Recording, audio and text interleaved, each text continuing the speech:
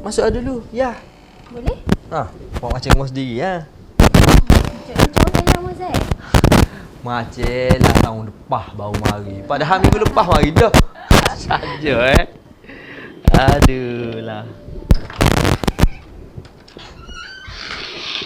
Ya nak air ke? Sekejap lagi lah, ya ambil tu tak apa.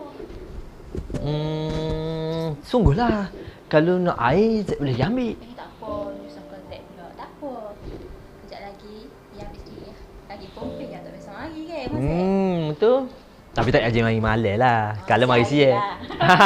Malam ni sebab ada surprise. Surprise birthday. Itulah. Telefon siapa? Itulah. Lambat Mia pun. Tak apa lah. Kita duduk dulu lah. Buat-buat. Mana?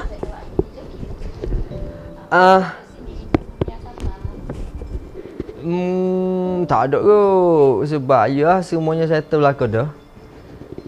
Kita buat je lah. Ada story baru. Story baru adalah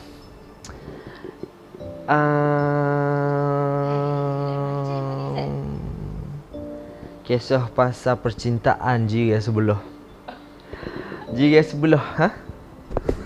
Seksi. Seksi sangat kah? Kabur cerita. Ya. Makan kita.